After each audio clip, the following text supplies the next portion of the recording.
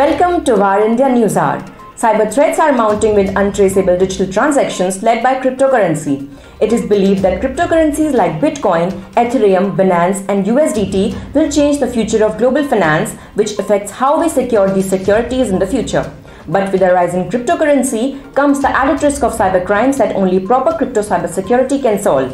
There are now a vast number of different types of cryptocurrencies in use, and more are coming up every day. However, these digital assets are decentralized, unregulated and independent, operating free of central banks.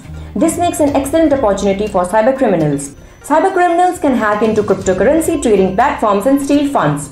They can attack any business and ask for ransom in digital currencies, as this form of cybercrime is untraceable and no evidence leads back to the perpetrators. The technology that stands behind cryptocurrencies allows both institutions and people to make transactions without the need for banks, governments, and other intermediaries. The decentralization of cryptocurrency is an excellent opportunity for cybercriminals. Cryptocurrency is already the most preferred form of exchange in cases of ransomware attacks. With cryptocurrencies spreading across the business world, cybercrime has become a real threat. While cryptocurrencies might be the dawn of a new age, cybercrime is also on the surge. It comes in many forms, from ransomware to email scams. It is estimated that 33% of Bitcoin trading platforms have been hacked. The best way to protect businesses from these cyber attacks is by implementing proper crypto cybersecurity protocols and adopting zero trust security models to make these transactions more secure. This makes them affordable and free of fees. However, every professional and business should be worried about cybersecurity. However, where there is a chance to make money, there are always those who want to take it away. As cryptocurrencies continue to grow, it makes them a large target for potential cybercrimes. It is time to start thinking about the right crypto cybersecurity.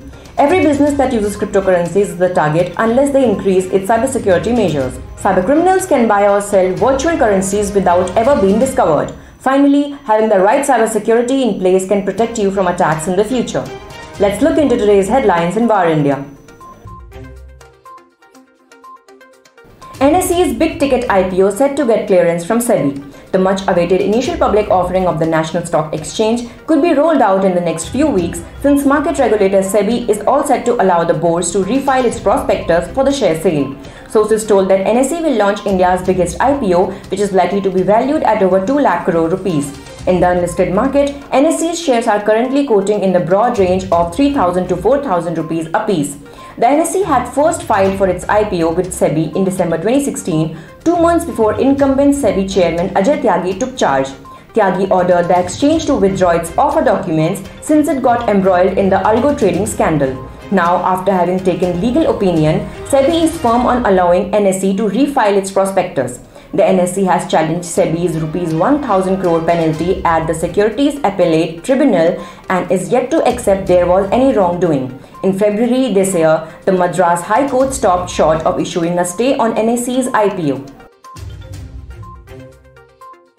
Union Minister Naqvi says no point raising Pegasus issue in Parliament. Union Minister Mukhtar Abbas Naqvi on Sunday said that he will not address the Pegasus issue in Parliament, saying that there is no point of disrupting the House over issues that are not based on facts.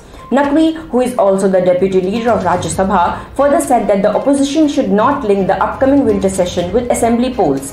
Several opposition parties, including Congress, have decided to corner the centre over a range of issues, including the Pegasus snooping allegations during the winter session.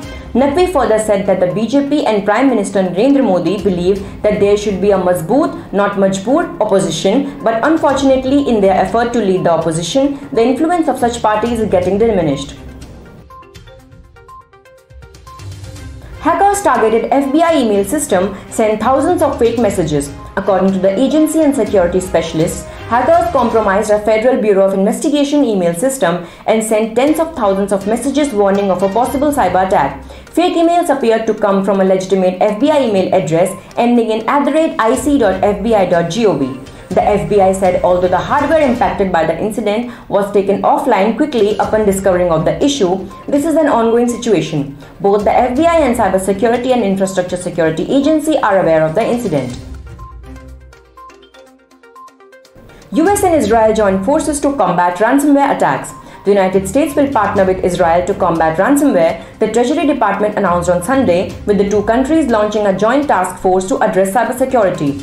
The partnership follows measures taken to combat a surge in ransomware that has struck several big US companies, including an attack on the largest fuel pipeline in the United States that crippled fuel delivery for several days. The task force will develop a memorandum of understanding supporting information sharing related to the financial sector, including cybersecurity regulations and threat intelligence. Deputy Secretary of the Treasury Vali Adeyemo met with Israeli Finance Minister Avigdor Lieberman and Director General of the National Cyber Directorate Yigal Una in Israel on Sunday to establish a bilateral partnership. Meta CTO says virtual reality can be a toxic environment. Known as Boz, Executive Andrew Bosworth, Facebook veteran and future CTO of its new parent company Meta, said virtual reality can be a toxic environment, especially for women and minorities, resulting in existential threat to the company's mission if it turned off mainstream customers from the medium entirely. He also said bullying and overall bad behavior can be worsened in an interactive environment like VR, which will play a key role in the metaverse for the future. Bosworth also told employees in the memo that he wants the company's metaverse to have almost Disney levels of safety. But he said moderating what people say and how they act at any meaningful scale is practically impossible.